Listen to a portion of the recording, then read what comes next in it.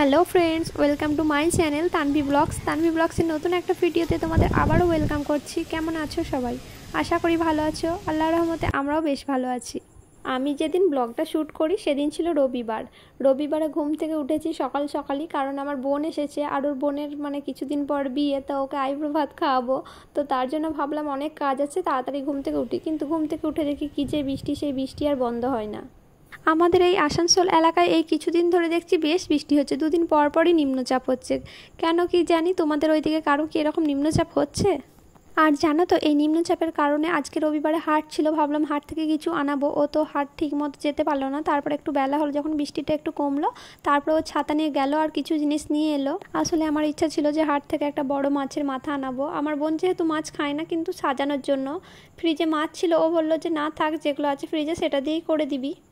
আর সাথে আমার ছোট্ট পুচকিটা ছিল, তো ও প্রচণ্ড দুষ্টুমি করছিল, যার জন্য আমি বিশেষ একটা আয়োজন করতে পারিনি, কিন্তু যতটা সম্ভব হয়েছে ততটা করেছি। আর আমার বোন তো বেজায় খুশি এতেই। এটাই ছিল ওর ফার্স্ট আইব্রো ভাত, সেটা আমার বাড়িতে খেয়েছে। আমি আর আমার হাজব্যান্ড মিলে খাবারগুলো সাজাচ্ছিলাম, আর ওকে বললাম যা তুই ওপরে রেডি হয়ে নে। ও রেডি হয়ে নিয়েছে আর কিছু ছবিও তুলে নিল। এখনও খেতে বসবে।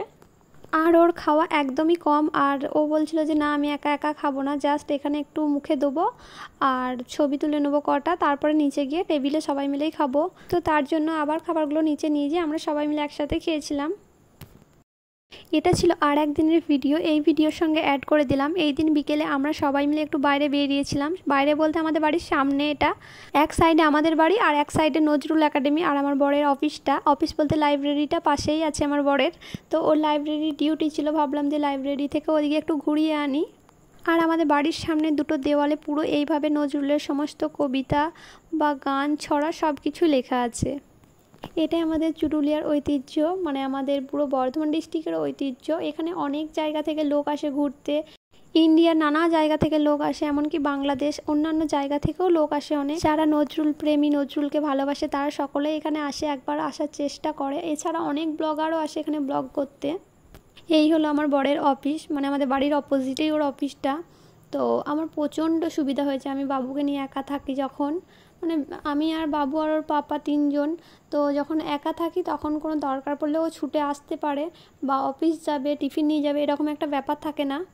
বা সকাল সকাল রান্না করে নিতে হবে, ও অফিস যাবে খেয়ে দিয়ে, সেরকম ব্যাপার থাকে না। দুপুরে খাবার সময় ও আসে খাবার খেতে, আবার চলে যায়। আগে ও ছিল কাটোয়ায়, তখন তো বিয়ে হয়নি, বিয়ের পরে আর এক জায়গায় ছিল, তো সেখান থেকে ট্রান্সফার হয়ে এখানে এসেছে। আর আল্লাহর রহমতে বাবু যখন থেকে আমার পেটে এসেছে ঠিক তখনই ওর ট্রান্সফারটা এখানে হয়েছে। হাজব্যান্ডের অফিসের ভেতরে একটা কুয়ো ছিল, সেটাই দেখছিলাম। আমি ওকে বলছিলাম, কই বলোনি তো তোমাদের অফিসে কুয়ো আছে।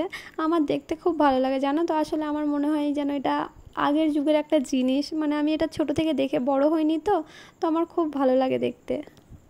আসলে আমাদের এই সাইডে ওয়াটার লেভেলটা অনেক নিচে, তো আগে মানুষ কুয়োটাই বেশি ব্যবহার করতো। এখন উন্নত হচ্ছে, তো কুয়োটা অনেক বন্ধ হয়ে গেছে, সেরকম একটা নেই। ওয়াটার লেভেল যতই নিচে থাক, সরকারি কলগুলো আছে বা 2-4টে টিউবওয়েল আছে। আর এই যে এখানে টেবিল চেয়ার দেওয়া আছে, যারা লাইব্রেরিতে বই পড়তে আসে তারা এখানে বসে বই পড়ে, বা মিটিং হলে এখানে মিটিং হয়। আর এখানে প্রচুর প্রচুর বই আছে, নজরুল ইসলামের লেখা বইও অনেক আছে। আসলে আমি চাইলে অনেক ভিডিওই তোমাদের সঙ্গে শেয়ার করতে পারি একাডেমির, আমাদের নজরুল একাডেমির ভেতরে নজরুলের যে সব জিনিসপত্র রাখা আছে, কী পড়তেন, কী কী ব্যবহার করতেন, খাট এসব। কিন্তু আমি সেসব ভিডিও পাবলিক করতে চাই না, কারণ সেসব জায়গায় ফোন অ্যালাউ নেই। আর যতই আমি নজরুলের রিলেটিভ হই না কেন, চাইলেই আমি ভিডিও করে পোস্ট করতে পারি, কিন্তু আমি করব কেন? সেগুলো তো আরও সংরক্ষণ করে রাখা আমাদের কর্তব্য। আসলে আমি এই কথাটা বললাম কারণ অনেক ব্লগার দেখি এখানে এসে ভিডিও করে নিয়ে যায়, যেসব জায়গায় ভিডিও করা অ্যালাউ নেই, তো সেগুলোও লুকিয়ে ভিডিও করে নিয়ে যেয়ে সোশ্যাল মিডিয়ায় আপলোড করে। তাই আমার এই কথাটা বলা আজকে। তো প্লিজ কেউ খারাপভাবে নিও না। আর এখন সন্ধ্যায় আমাদের হচ্ছে কেক তৈরি। আমার বোন খুব সুন্দর সুন্দর কেক তৈরি করে, অনেক কেক ডেলিভারিও দেয়। তো তার জন্য ওকে আমি বললাম যে কেক তৈরি করাটা আমাকে শিখিয়ে দে। তো ও আমাকে কেক তৈরি করে দিচ্ছিল। আর আমার মাইক্রো ওভেনটা আজকে ফার্স্ট কেক হবে, এতদিন ইউজ করিনি।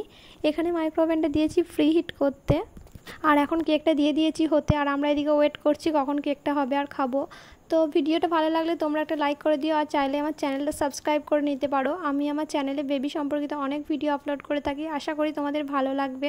তো কেকটা এদিকে একটু একটু করে ফুল ছিল, আর আমরা ওয়েট করছিলাম কখন কেকটা ভালোভাবে হয়ে যাবে আর খাবো।